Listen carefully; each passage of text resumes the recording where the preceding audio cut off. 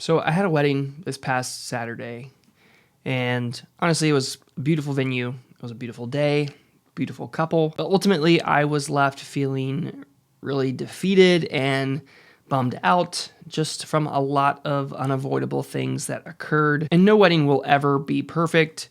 There's always going to be a situation or something that leaves you frustrated. But it's really how you handle yourself in those situations that define you. And as I'm thinking about content this week, I just feel that this week's episode just should be more transparent because my head is just so clouded and I am just so unfocused because I am quite honestly just a little bit frustrated from everything that happened.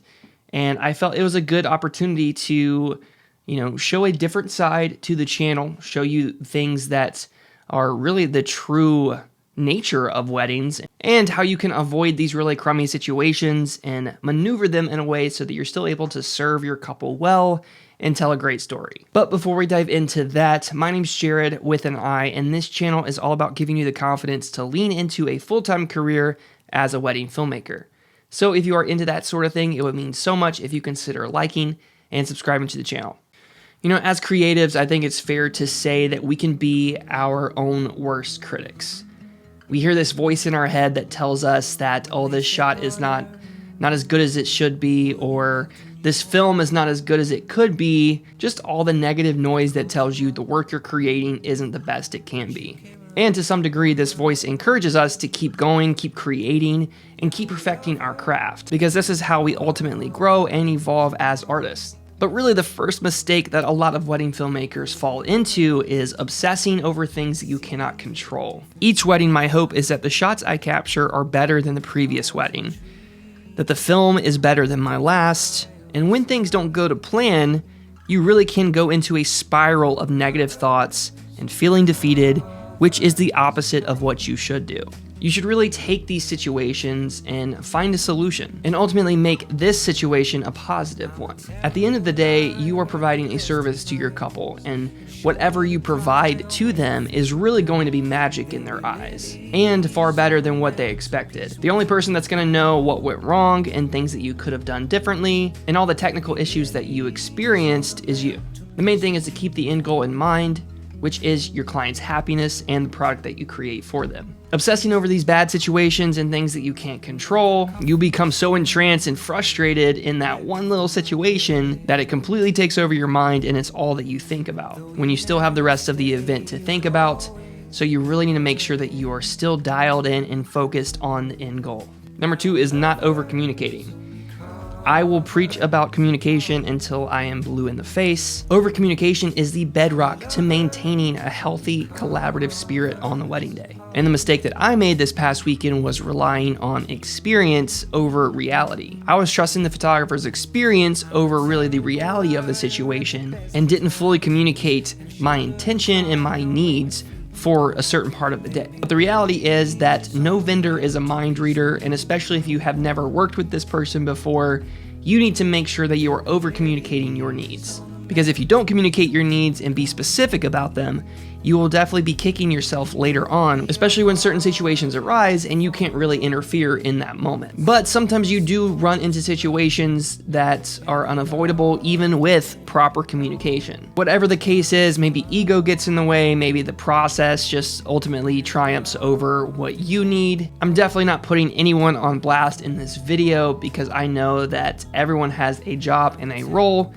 and it's ultimately our jobs to adapt and make sure that we still provide a great experience and end result for our client, regardless of the situation. Because in reality, how I let this certain situation affect me was really the biggest mistake of them all, and what led me to really be frustrated more so with myself because I let this affect how I navigated the rest of the day. Essentially what happened was 2 of my cameras during the ceremony became unusable due to poor positioning for a majority of the ceremony, and especially during the most important part, which is the vows. I was stationed in the center of the aisle with an unmanned cam on the right and my second shooter on the left. And in the moment, the photographers just moved up in front of everybody in the aisle, which was unexpected and kind of threw me off guard.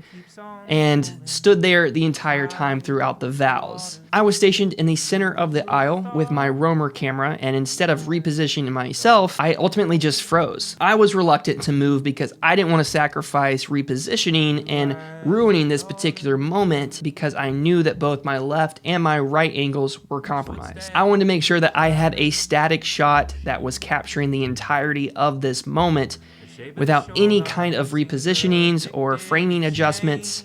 I wanted to make sure that this moment was recorded in its entirety. But looking back, I wish I had just followed suit with a photographer and moved up to where they were positioned, even though it was a bit intrusive and felt as if we might be invading in this intimate moment.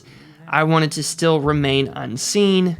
But again, looking back, I wish I did have those different perspectives for the sake of the story, especially since I would be able to mask repositioning with other parts of the day. We're storytellers, filmmakers, editors. We have the ability to cover sins with B-roll and other creative elements. We have the power of cinema, if you will, on our side, so don't be afraid to make those tough calls in the heat of the moment.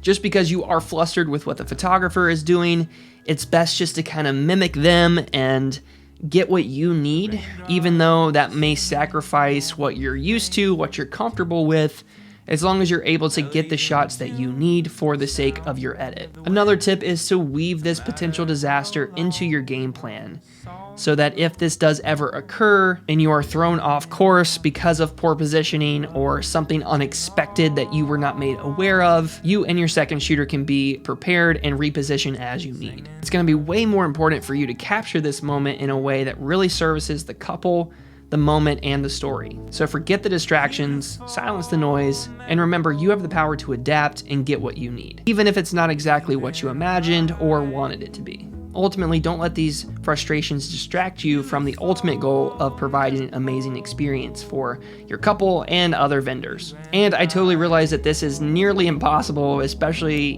being creatives and being so passionate about your work, your art, and feeling so attached to it because you care about this film, you care about the product, and you care what your couple is going to see, and you want it to be the best piece possible for them. And it can be really disheartening and heartbreaking, when you're in situations that are just really selfish and affect the quality that your couples deserve. But realize that the only solution in the moment is to adapt to the best of your ability and do the best you can. So to recap, no wedding is perfect.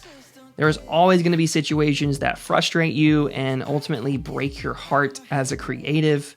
But the goal is to not show that you're frustrated, to not let this affect you throughout the rest of the event. The solution is to adapt to these situations, over-communicate whenever possible, and keep the end goal in mind. Don't obsess over things that you can't control, and don't hesitate to make those tough calls in those frustrating situations. Alright guys, well that is the end of this week's video. Thank you so much for watching. I know it was much different than what I normally put on the channel. I feel that transparency is really important, and it really helps us grow. It helps us learn and evolve as wedding filmmakers, learning from other people who experience these things so that we can be best prepared in the moment and do our best to make a bad situation a positive one. So if you liked today's video, it would mean so much if you consider liking and subscribing, and leave me a comment. Let me know some of your bad experiences and maybe how you turned that situation into a positive one. Either way, I'd love to hear from you guys. So until next time, keep creating and telling beautiful stories. Peace.